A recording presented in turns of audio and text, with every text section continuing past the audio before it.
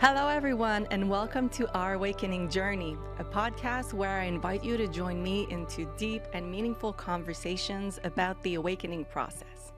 In each episode, I invite my guests to share their most profound insights about their own awakening process, hoping you will find here the inspiration and the guidance that you need to navigate the funky twists and turns of your own awakening journey. And in today's episode, we have a very, very special guest, William Linville. Hello, William. Thank you for joining me. Well, hello, Mylene. What a beautiful opportunity and such a blast. So thank you so much for this beautiful opportunity, sweetheart. Thank you for making time in your busy schedule to meet with me. I'm so excited to be here. I've known you for many years now, and we're meeting face to face or virtually for the first time, seeing each other's faces, and it's usually through phone that we meet. And so I will first introduce you for our guest, and I'm going to be very honest. Yesterday, I was preparing for the interview, and I was like, how am I going to introduce Will, Because he's beyond all the labels, beyond all the little boxes, and he's not such an easy person to present because he has transcended all the labels and all the little boxes, and the human mind really likes the labels and the Yeah. boxes. So but what I can say about you, it's that you are an embodied clear conduit of presence and clear creative consciousness. So people might think, what does that mean? And so in common language, we often refer to you as a walk-in because in 1996, you stepped into the quote unquote body of old Will during a surgery. And we will talk about that a little bit more in the interview because I find the process very fascinating. I'm always interested about the process. But before, here's what I can share about William's work. So I call you Will because we know each other. I hope it's okay, Will. Perfectly fine. I prefer one, So, actually. sorry, you prefer Will. Yeah. Okay, so I'll go with Will. So his work is all about assisting you to see with clear eyes and an open heart what no longer serves you by clearing out all the mental, physical, and emotional conflicts and misperception that are holding you back from stepping in alignment with your divine presence. His work is also about dissolving the density in the subtle pain bodies and releasing all that is affecting our physical form, our physical expression. He also assists the body to vibrate faster so that we as human beings can begin to integrate our creator levels, our manifest levels, and our light bodies through our physicality. So his guidance is here to help you wake up, lighten up, accelerate, express, emanate, and radiate like never before.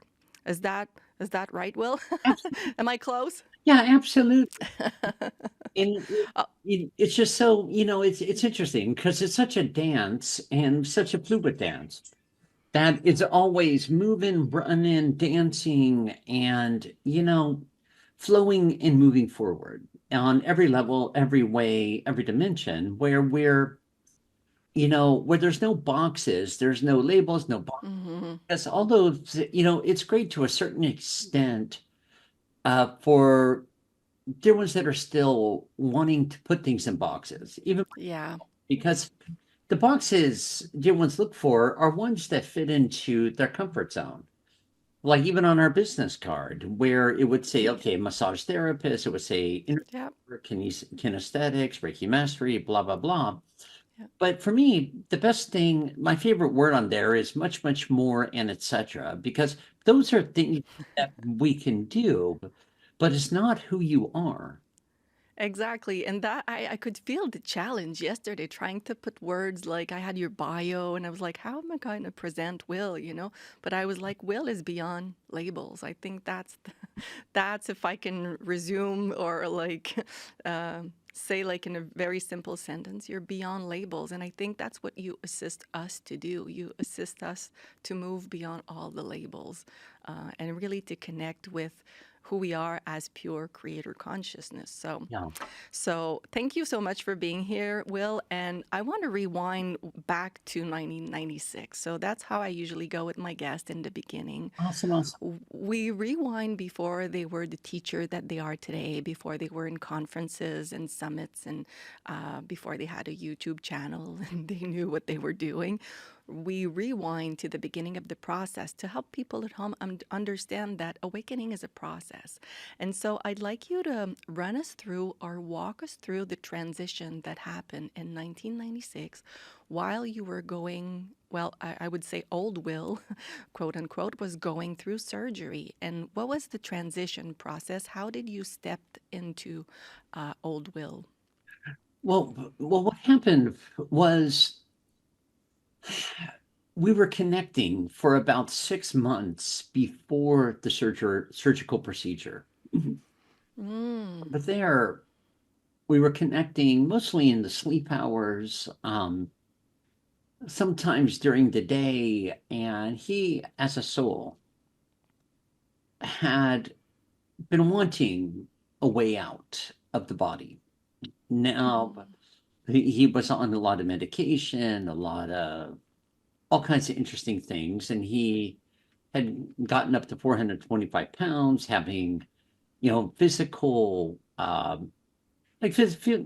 very physically restrained, mm, confined by the weight of his body. And it was built up with a lot of anger, sadness, regret, guilt, all this other stuff.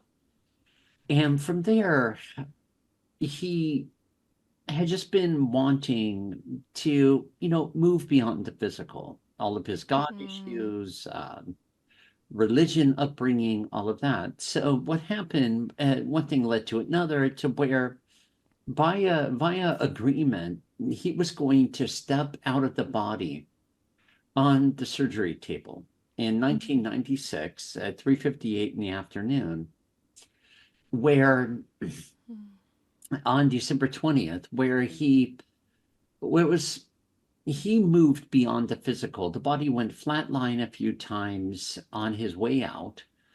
And that's when it's kind of like giving each other a high five with agreement that I mm, would come in, mm, clean up, clear out all of his misperceptions, all of his misinterpretations, all of his energies, angers, thought forms, entities, vows, contracts, and agreements, on and on and on. So lo and behold, I came into the body and gave each other a high five on the way in, my way in, his way out. And then waking up in the afternoon, later that early evening, later after that afternoon, after the gastric bypass surgery, the room wide procedure. And his family came in the room, like his bride, mm, his mother and siblings weren't there, but it was like, okay, I know what their names are, mm, what part that the partner played at that time. I knew all these things, but there wasn't the magnetic connection like survival, carnality, mm, pain is bad, comfort is good. The point of life is to be disturbed. mm, mhm, From there, it was like none of that at that time really existed. It was seeing everyone for who they were, what part they played for each other, karmically and otherwise. And that's when I came in to the most beautiful sunset over the oceanic realms in San Diego, California, on the seventh floor of the hospital. mm, mm, And it was like a welcome to the planet transitional state. mhm. So it's like being born, Will, like in a body that was already on the planet. It's like incarnating in a body that was already on a planet with a being that agreed to offer his body to you, kind of thing, because he was done with it. His body, his mind, and his Mm. his issues.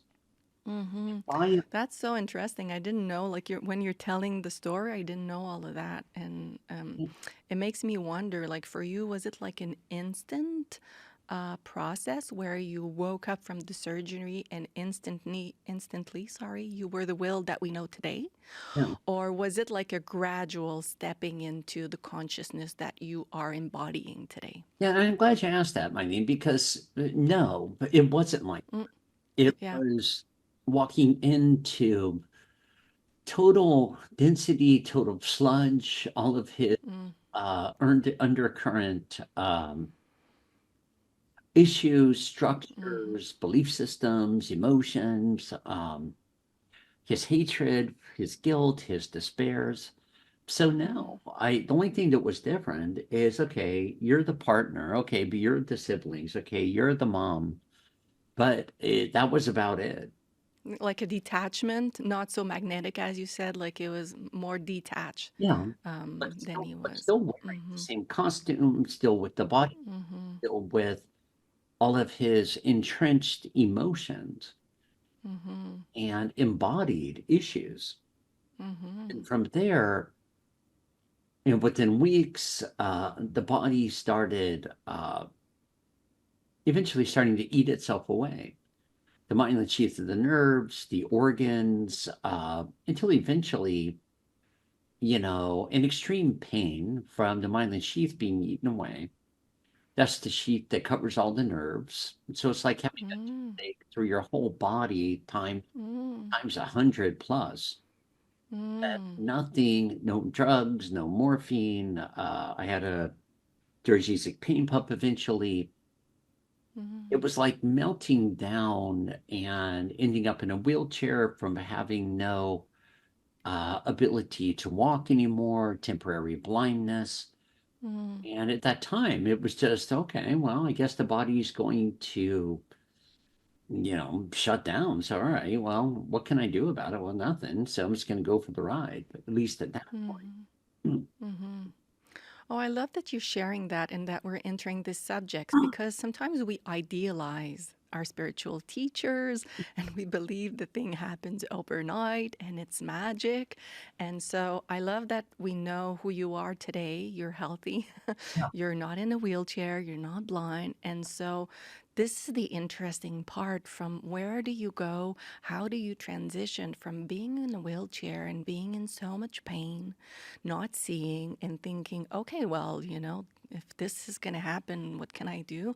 How did you basically engage in the healing process? What was happening inside of you in your conscious presence so that you started walking again and seeing again and feeling better again? Well, what happened was with no realization of my own at that time, except the body's dying and there's Mm, nothing that can be done about it. mm, There was no aha moments. There was no light shining mm. from Sananda and giving like when he was born or whatever. Oh, Yeah, you didn't have all your guides talking to you while you were in the wheelchair. Yeah, okay. I love that you say that. yeah, no Hmm. guidance. You know, On your own. constantly being shared. Okay, you need to get your affairs in order. Mm, So it's like, okay, is this taken care of? Is that taken care of? Because eventually, I'm kind of giving you the short version, but yeah. eventually, going into cardiac arrest and all this other stuff to where eventually it led to, okay, look, there's two organs that it's almost like a race. It's like playing the lottery. Okay, one or two things are going to happen. The heart's going to go or the lungs are going to go. So Mm, either way, it equaled you're done. mm-hmm, mm-hmm, So and sitting there in all the pain, but it was interesting because along the way, it was I started to reach a point of realization. Okay, what is pain?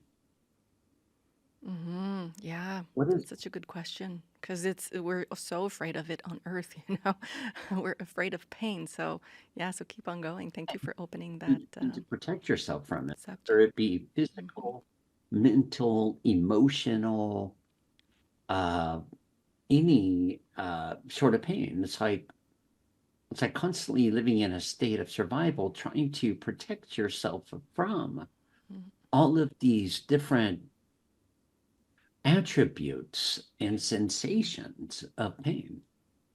mm-hmm, And it's kind of bizarre because, when I looked at it, it was like, okay, what is this? And then the point of realization where, pain, what is it? Okay. it's only a sensation, no more, no less. If you fight it, it becomes more intense. Mm-hmm. If you give into it, it becomes more intense.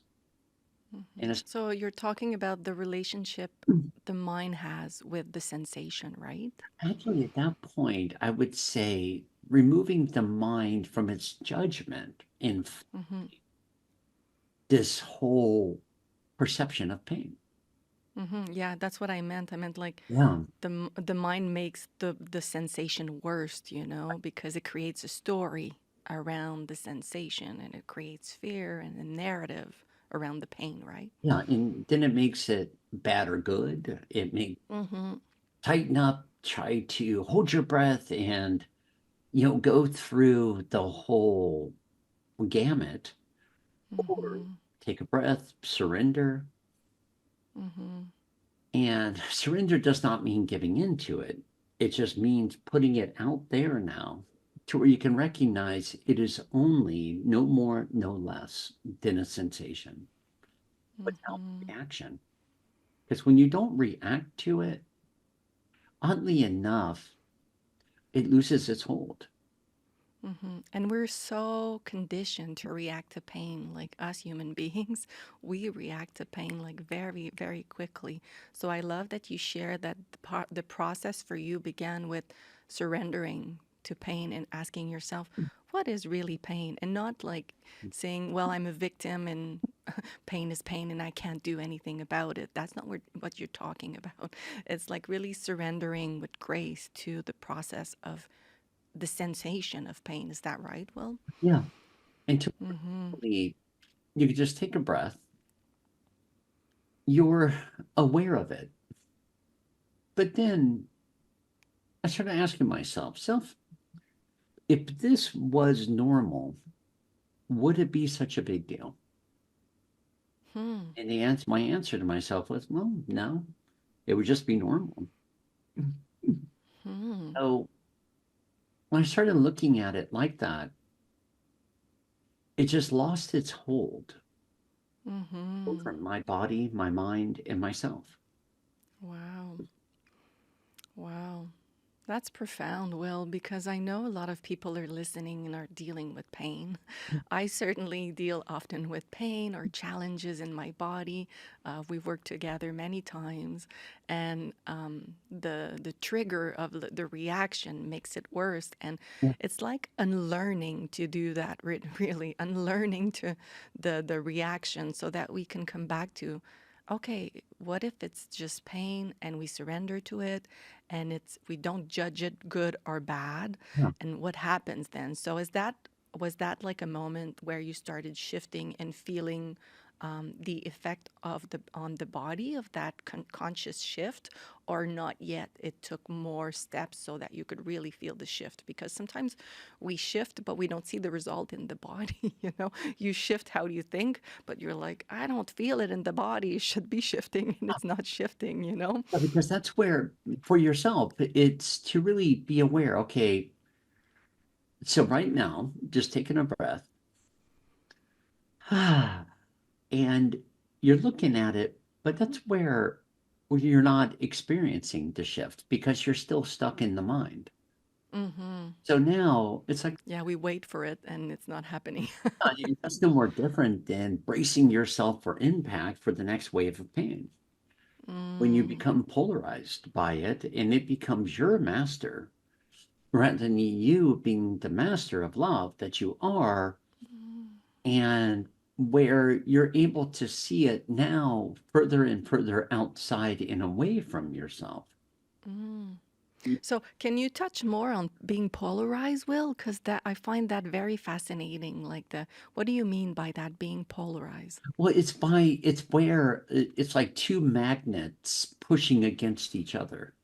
So you're choosing good or bad, right or wrong, and you're turning it into like a barrier, like two magnets trying to come together, but it's like you're projecting to a point where it's like that you're going to push forward, it's going to move backwards, you're going to pull in.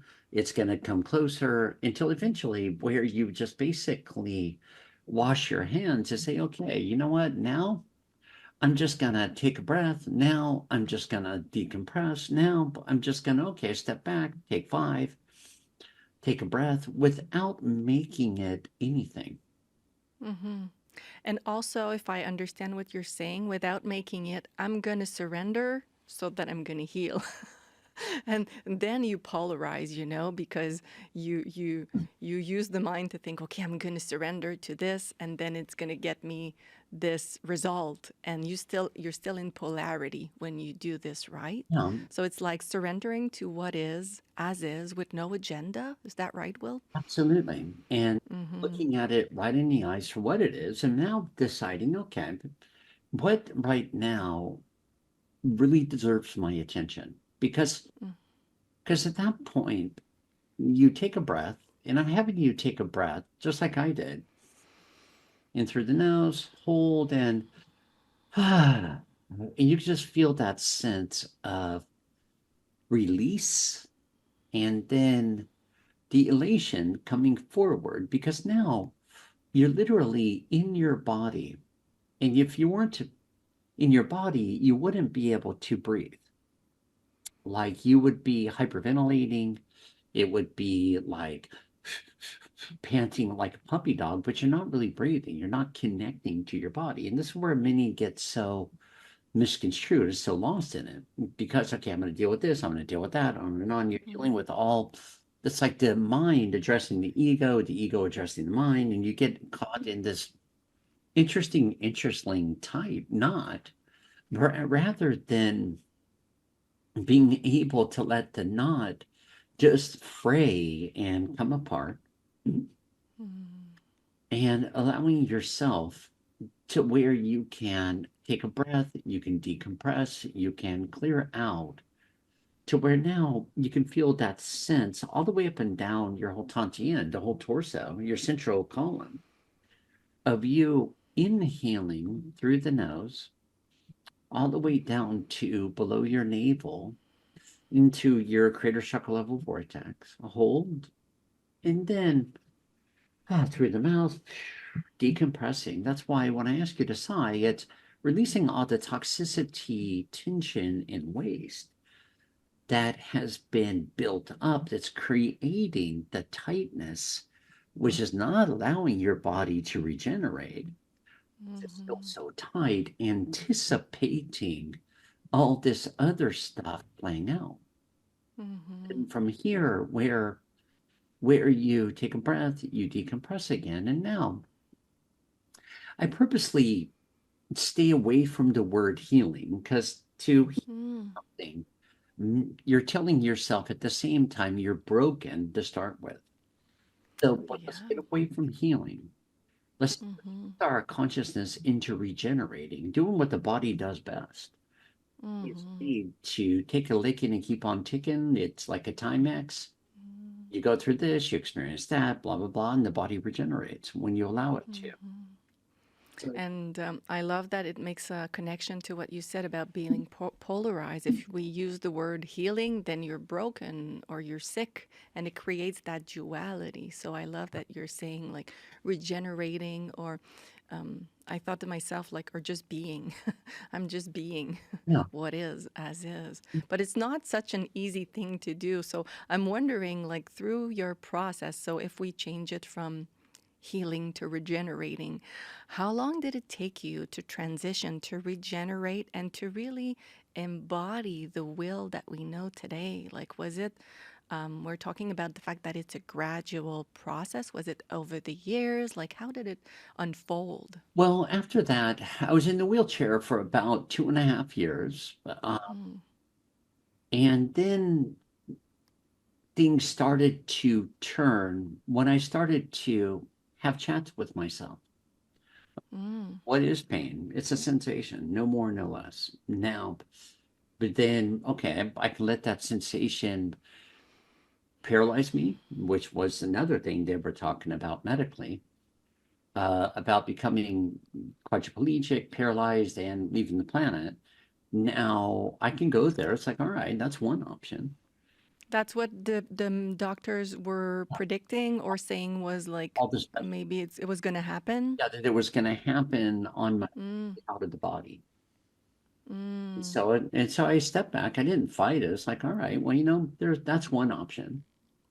Now, what or what are the other options? Is there any? mm, So I didn't, because I discovered that they were doing the best they could, and I bless every one of them and very grateful for them. Scientists are scientists. They were doing what they did through science, from their experience, from statistics, blah, blah, blah. mm-hmm, But but the part that always left me kind of puzzled is it was never really about me. It was about research. It was about statistics. It was about, okay, each organ shutting down is beyond our scope of understanding. mm, So we're going to give you a death sentence because if we don't understand it, says the ego, then there's no hope. And mm, that's part of their personal ego arrogance rather mm-hmm, than shifting and opening up, saying, okay, let's look at what else we can play with. mm-hmm. So Oh, that's thank you why, so much for sharing this, Will, because a lot of people are getting diagnoses like this and are feeling like stuck, like this is what's going to happen to you. I certainly had this kind of diagnosis like many years ago where I was told I had cancer in my thyroid, we needed to get it out. I was a statistic, like the person didn't even ask who I was, how was my life, what I was doing. I was just like an object. And I think what you're sharing in your own process is going to resonate with a lot of people at home who are maybe feeling like this, feeling like, oh my God, I'm not a statistic, you know? yeah, What else can I do to regenerate yeah, outside of what people believe is possible, outside of what the medical system believes is possible or understand is possible? yeah. Yeah. And I bless them. They're doing the best Yeah, they have. for sure. But at the same time, it's like looking beyond the boxes. Yeah, that's what I love about you. That's who you are, beyond the boxes. And, and you too, sweetheart, big time, because this is where Mm, you like I sound, and I'm sharing this very analytically, so it's understandable for the mind. mm-hmm. Lo and behold, there was a bigger picture afoot as well, which was Yeah. the dying off of all the old will memories, all the old Mm, will action, words, and deeds, all the old will resentments, angers, mm-hmm. hatreds towards God, and blah, blah, blah. It was the Wow. dying off of the cause cord, the reckoning effect through the body from everything that had been stored. He didn't just get 425 pounds because he had too many snacks. No, there was Mm-hmm. a lot more that was going on, and Mm-hmm. his abusive life, where he was abused as a child, on and on and on. Mm-hmm. All that stuff that the body was literally, I look at it kind of like squeezing and wringing a wash rag of all Mm, the after you wet it down to get rid of all the dirt.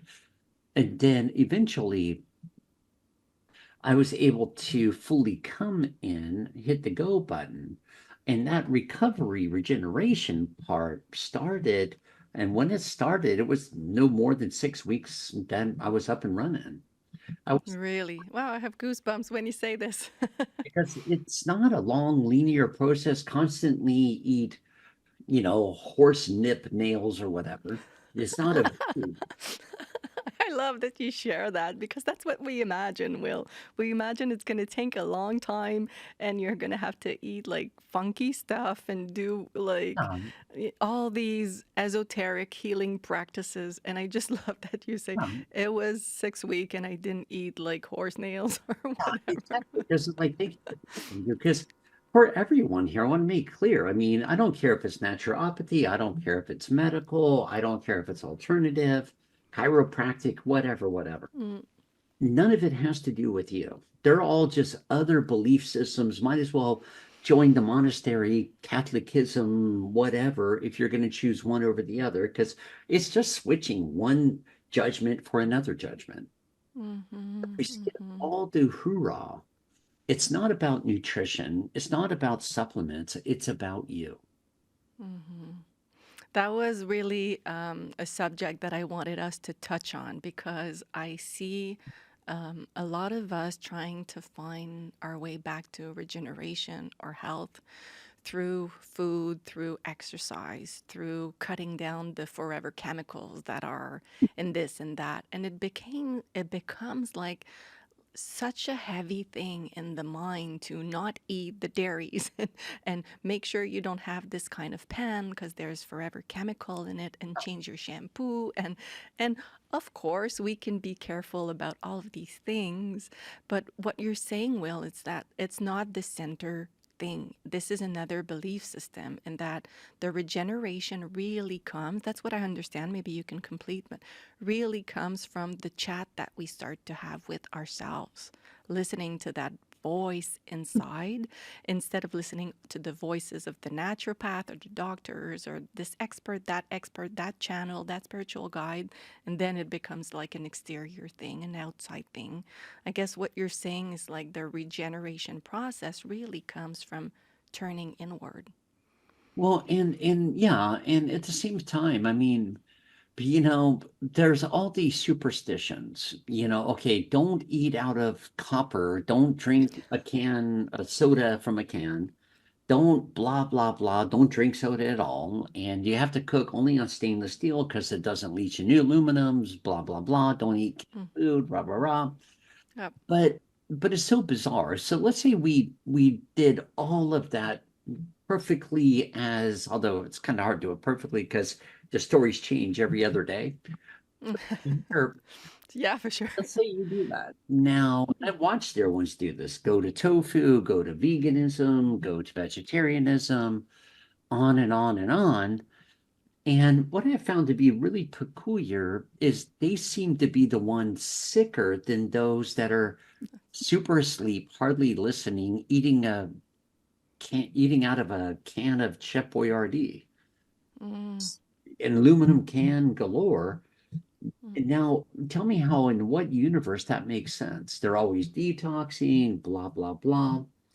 Yeah, and being very disciplined and still not having results, like feeling very disciplined, not eating this, not doing that. A lot of control over the sugar or whatever, the fat, the this, that. And I agree with you, Will. They don't necessarily feel better uh, In uh, doing Yeah, this. scientifically, I've seen their one go from eating Hostess ding dongs every day and a lot of sugars to now, or at that time, switching to having a plate of carrots and hummus. Now, the part I was like, all right, hey, if you enjoy it, more power to you. This isn't about don't do what you love to do, but in Mm, reality, factual reality, she put on 30 pounds with the carrots, not with the ding dongs. Now, how is that mm, even belief system possible? mm-hmm, mm-hmm, True. I watched it. mm-hmm, mm-hmm. So if we get rid of all of the beliefs, because a belief is a belief, it's no more different than just throwing more clutter into your empty basement. Mm, Eventually, one belief after another is just going to overflow the basement.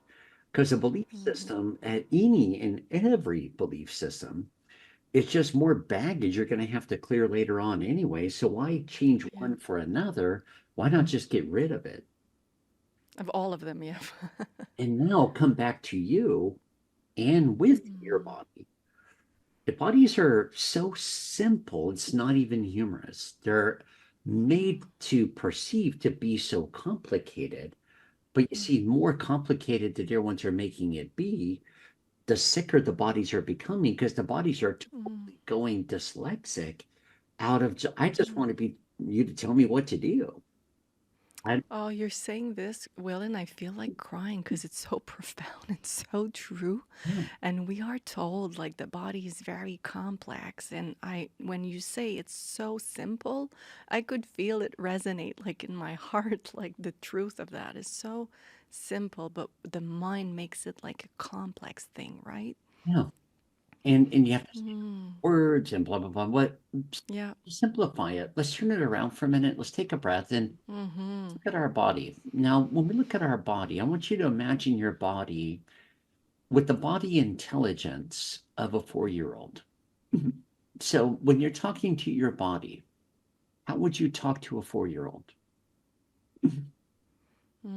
I think I would tell my 4-year-old to just trust in what she feels, and have fun. Okay. But if I'm going to talk to the body, I'm going to talk to the body as if it's 4 years old. So Mm. what is the comprehension of a 4-year-old? Mm. Well, there's no differentiation between the body and who I am. It's not two separate Oh, things. but it, That's how I remember it. I'm just a being. I don't have a body and a soul and a mind, and I am, you know? That's how I would describe it. Just oh, I am. I didn't think about my body. so if you have a 4-year-old that you're wanting to give it a task, how would you speak to that 4-year-old? Like a, Well, I would make it a game. Um, Yeah, I would make it a game. I would make it fun. I would make it light and uncomplicated. okay, I would do the task with the 4-year-old, okay, awesome. like modeling the fun thing to do. Yeah, I would ask how they want to do the task, how they perceive we can be creative with this task. So I would ask yeah. for them to share their own input or their own creative vision of it. Okay. So as a 4-year-old, you're sharing with your body, I would like for you to start doing this, that, and the other, and do it however you so choose to do it. As a 4-year-old, so we're simplifying what we're sharing, we're slowing down. Mhm. So your body now, as that little 4-year-old, can respond with simplistic directness, where Mhm. from there, the body can now act, respond, and from here, be able to function in its fullest potential. Now, I'm going to be slow. I'm going to be simple. I'm going to be Mhm. direct. Direct doesn't mean rah, rah, rah. Direct Yeah. means, okay, body trash 20 pounds. Thank you. That's it's direct, as a matter of fact. It's that simple. Now, body, you take care of how you do it. I'm just asking that you do it. So Mhm. if it's from sweating, if it's from laying in bed for a day or two, if it's from the body releasing fecal matter or chills, activating the crystalline structure of your bones. Great. Body, you do what you got to do to let it be. I'm not Mhm. going to whine about the body having chills. I'm not going to whine about it. Maybe it creates a temporary fever. I'm not going to whine about Mhm. comfortable. I gave the body a simplistic task, and it is honoring me via doing that task. Mhm. I'm not going to freeze up. I'm not going to pull back. I'm not going to go to battle with the body. It's kind of like, well, body asked you to do it. You're doing it. Thank you. Mhm. Well, it doesn't have to be painful. Body, if you want to detox, great. How about we do it through the bladder and the colon, not Mhm. through a stomach flu? The body is simple like that. Mhm. And the way you're talking, Will, it's like you're calling on our higher intelligence instead of the conscious day-to-day mind. That's what I'm hearing when Yeah. you're speaking. It's like you don't engage in, like, for example, I have a thyroid that is on and off for many years, and from my mind, I think I have to be responsible for healing the thyroid and cutting down the toxin and less of this, more and that, and it becomes overwhelming. And then at one point, I let it go, but I always try to heal it from the mind. And then when I come back to, like, just connecting, as you say, with Yeah. thyroid, do what you have to do to be healthy. I connect with the highest intelligence of the body and the soul and the beingness of who I am, Yeah. instead of micromanaging the plastic and the water and the cheese and the alcohol and the exercise. What do you have to say about that? Yeah, it keeps it simple because right now it's Yeah. like, okay, body, time to regenerate the thyroid. Thank you. Mm-hmm. Body, if I need to be involved, let me know. Body, the I love that. If body, I need to do anything, let me know. so the body will show you pictures, images. You'll have Mm-hmm. moments where I haven't thought of that in eons, but you're at the dinner table and I don't know, your dad said whatever or and whatever. Your body is releasing this Mm-hmm. and showing it to you as it's coming up and coming out, which is now getting to the cause core, the reckoning effect of what threw the thyroid off in the first place. To Mm-hmm. relive, because you already lived through one, so let's not relive it again. But it's Yeah. your body saying, okay, this is where this is coming from, Mylene. So I'm going to remove it. I just want to let you know for your clarity how that originally started. But beyond just your clarity, it's now we're rewinding their script a little bit. We're lighting it on fire, taking it off the projector, lighting it on fire, done deal. Mm, So now you, in your infinite intelligence, which has nothing to do with the mind, can come in, mm, fill that space, and fill that void before you. mm. Well, thank you for sharing this.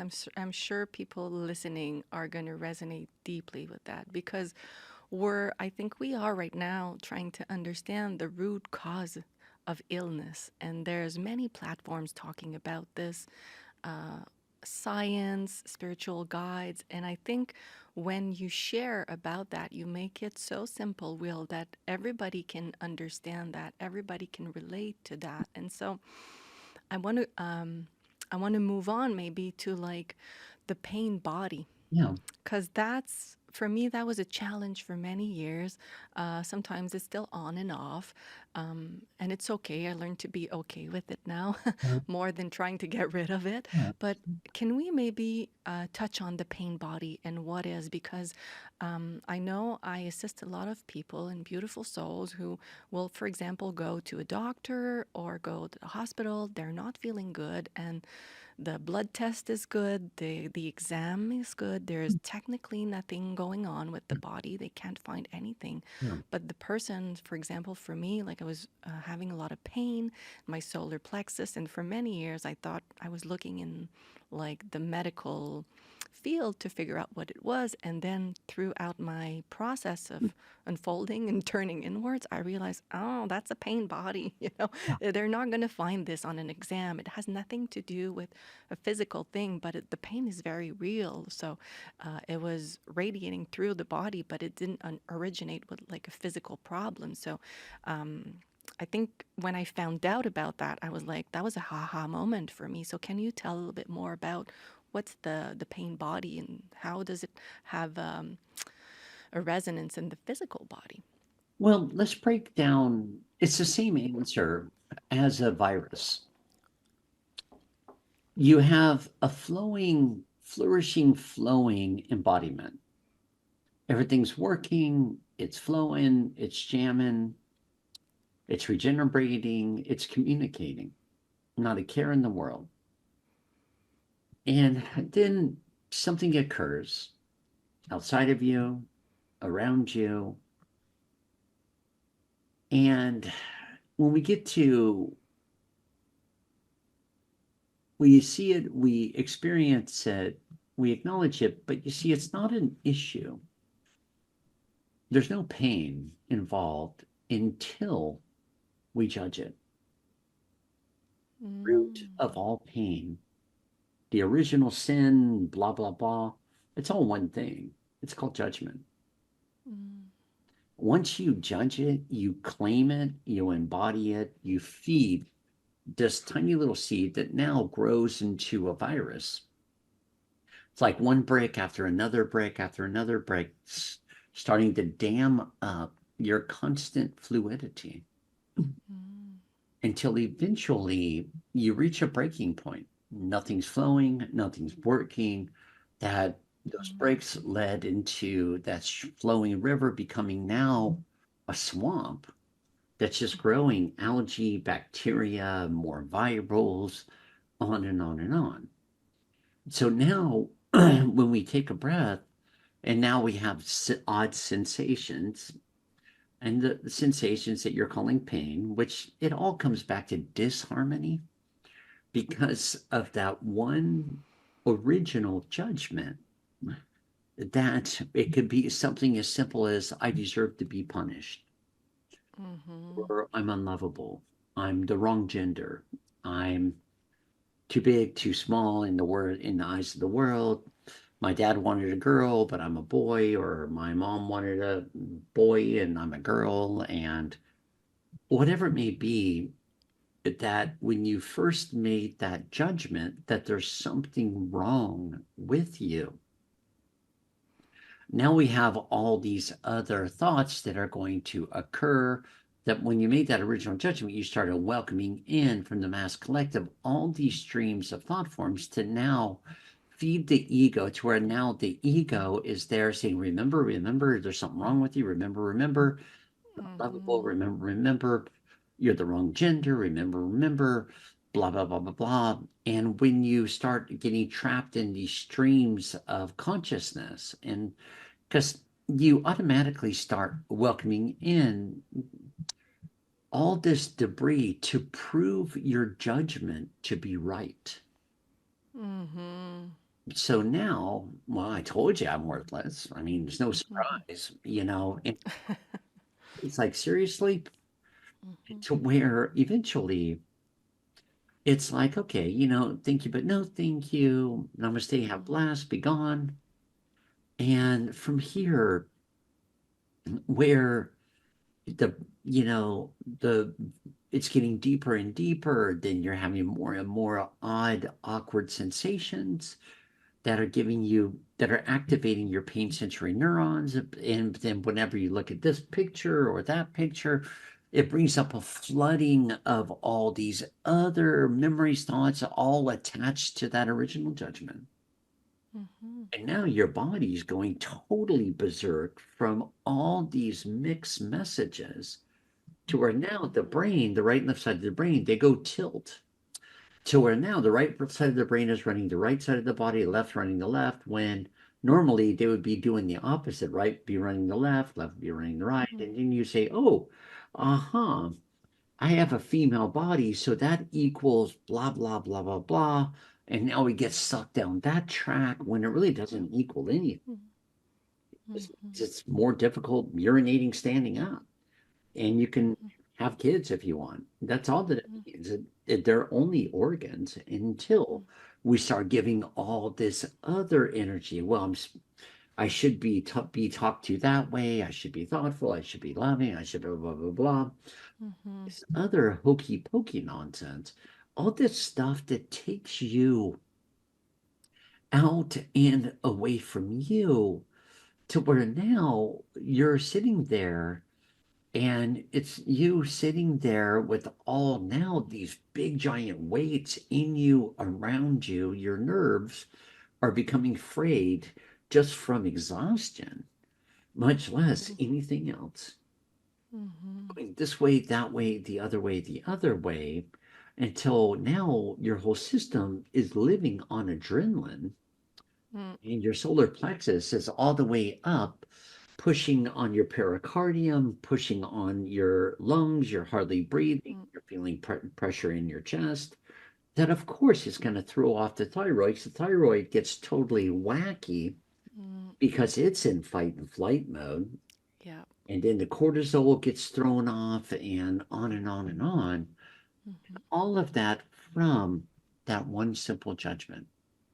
Mm-hmm. I love how you simplify that, like illness or disease comes from judgment, judging that we are not enough, not good enough, too much of this, too much of that, because there's a lot of information out there about what is the root cause. I've been looking for the root cause of disease for many years. Yeah. I research about that. That's the question I ask everyone. I can ask the question to anyone. That's what I love asking, and I love your answer, how you bring it back to judgment. And so it brings me to a question, Will, that I often hear people say in my office when they start to understand that their relationship to themselves is involved in the cortisol response or the disease or the adrenaline, they start trying to figure out, okay, how can I change the way I am inside, but it brings up a lot of guilt. So here's what I hear often. I work with people that had cancer or chronic disease, what we call chronic disease. I will Yeah. put like quote unquote. And sometimes they oversimplify the process, and I hear them say, I created my cancer because I have a lot of anger, unprocessed anger, and that's what created my cancer. So I guess a lot of people are seeing, started to understand that consciousness has an impact on the body, but they sometimes like dramatize that and think, well, I am the one created the illness. I know we are created, but creators. But then they look at, as I was giving the example, for example, they're looking at their brother-in-law who is anger, doesn't process their emotion. They're not a spiritual person. They eat what they shouldn't eat. They're in contact with forever chemicals. So I'm exaggerating, Yeah. but they don't have any disease and illness. And then you have these beings that are thinking, I created my illness with my anger. And I just want you to shed some light on this, give some nuance to how we really create what we create and why we create it, and why some people don't have the cancer even if they have the anger. And like, how can we explain that so that people really see deeper in that, like have a deeper perspective of it. Well, you know, even for the ones that say I created it and getting all wrapped up in an emotional roller coaster, it's pretty simple. Well, if you created it, I want you to take a breath. I want you to feel that power that you have. Because you also have the power to uncreate it. Mm-hmm. And that comes with number one, becoming okay in your own skin with yourself. Number two, it's okay, I've been there, done this, done that, done that, done this.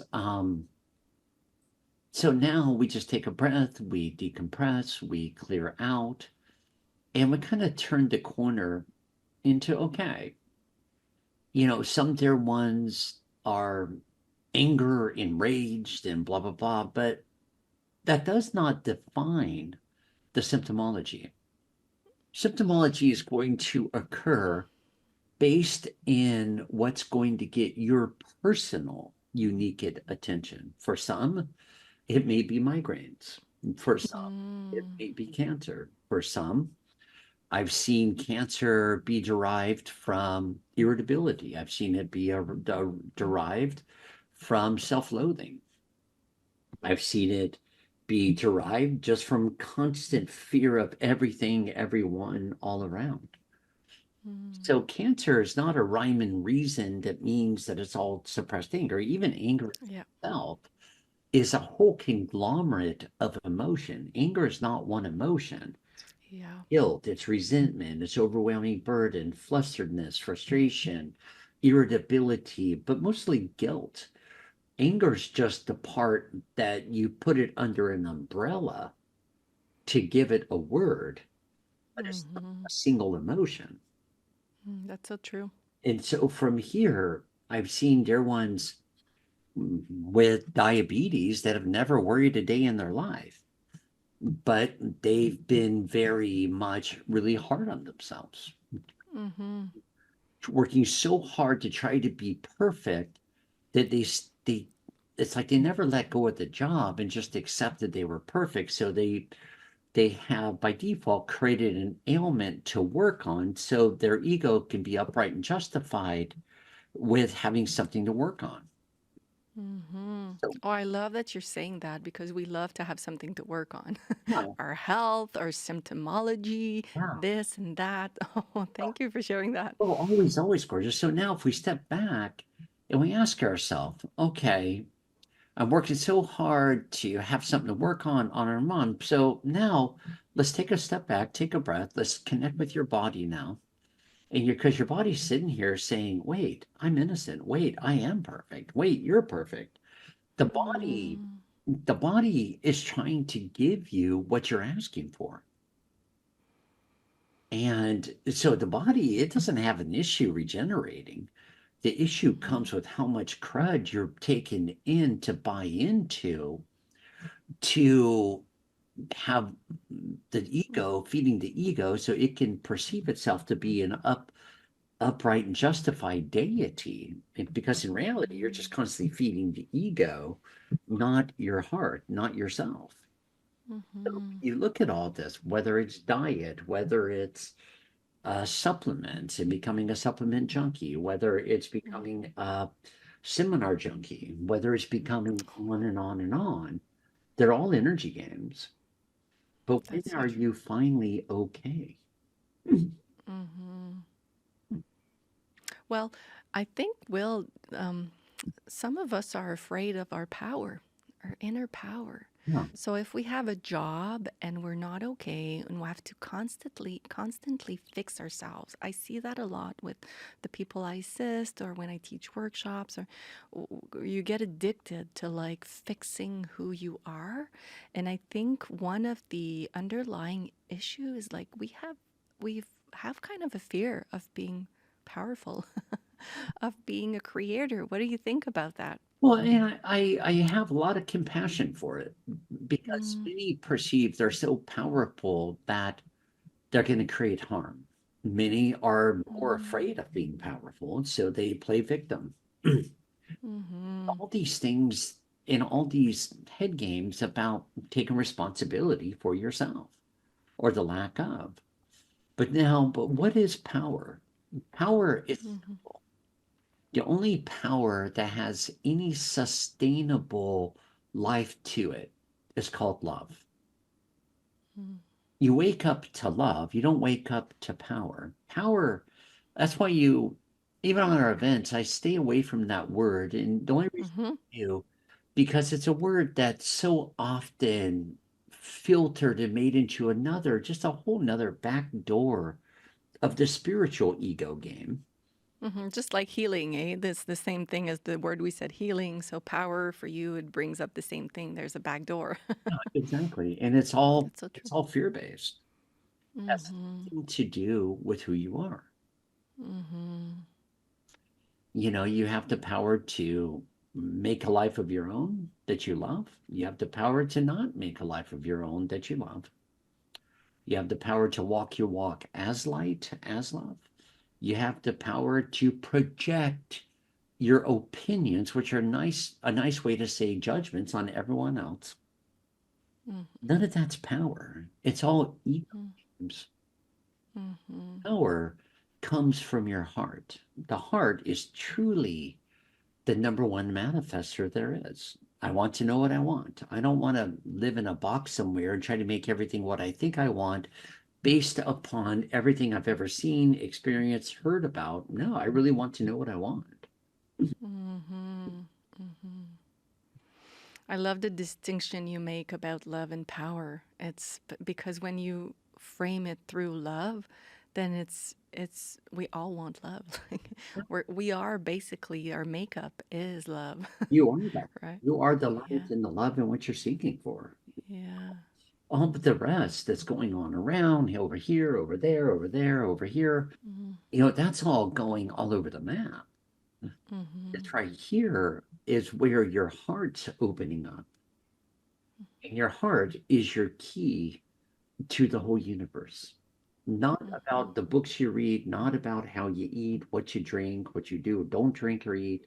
It's about your heart. mm-hmm, mm.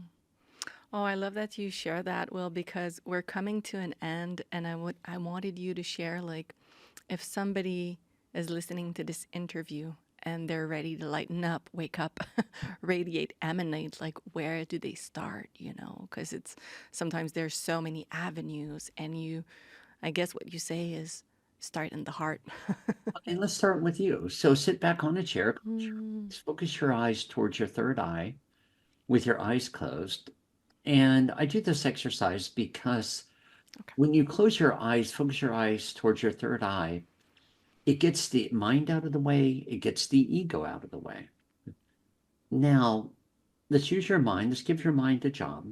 Let's give your mind the job to count to 8, 9, 10, 11, 12, whatever works for you. So let's give your mind a job to as you're inhaling through the nose, let's let your mind count to as high as it can count on the inhale, following that light, those particles of light in which you're inhaling all the way down through your throat, your heart, your solar plexus, your navel, into your crater chakra level vortex. Let's just hold right there for the same number in which you counted in. Now, let's exhale for the same number. Let's do this about 4 times. And as we're inhaling, let's just really, if it helps you, put your left hand on below you, between your navel and your gender principle, just to connect with your body there. Just to, and put your other hand on your heart, just to feel touch. Some dear ones are denser than others. They don't feel their body. So right now, let's just feel your hand on your body. Let's feel, if you're wearing clothes, let's feel the texture of the clothes on your body. If you're a female, feel the brassiere straps. If you're a male, feel the belt around your body. Or if you're wearing sweats, just how tight they're tied, or your shoes. Just bring yourself right here, right now. And let's just keep doing this until you can start to recognize that the thoughts are literally outside of you, way over there. They're not a part of you. They're only a thought. And the more we go here, you're going to have flashes of memories, which is more literally, it's dimensional. That's why the memories can be pleasant, unpleasant, but regardless, why your body can still feel the reaction. Let's just take a breath again. This time on the exhale, just a deep sigh. Let's not act or react to the memory. Just give yourself a pat on the back, because now you're addressing the subconscious. Now, ideally, you would find the benefit of that situation that played out and how it's helped you become who you are today. Whether it's to be more independent, whether it's to be more integrated, whether it's made you stronger, faster, more observant, it's all led back to the same place, your heart. And that's where we are right now, to where all this other stuff that's been affecting your life can no longer affect your life, because right now it just no longer has that power nor hold over you. I can really feel that, Will. And then when you're ready, on another exhale, just pushing your feet into the ground, pushing your palms together like in a praying position in front of your heart, just allowing yourself to integrate and embody. Pushing on the exhale, like a deep sigh, pushing your palms together, your feet into the ground.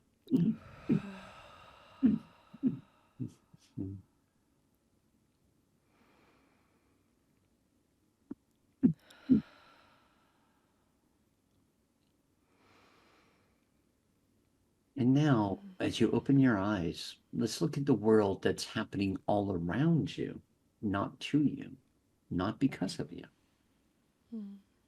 It's outside and around you, to where now you have your clarity back, rather than living in a state of action or reaction based in fear and survival. Isn't that fun? It's so much fun. Will, it's more than fun. It's powerful, but I can't say power. So, but not that I can say power, but Oh, it's just really coming back to the heart. It's so simple, and that's what I'm taking away from this interview. We're about to close the interview, and I guess for me, I'm taking away that it's more simple than we think it is.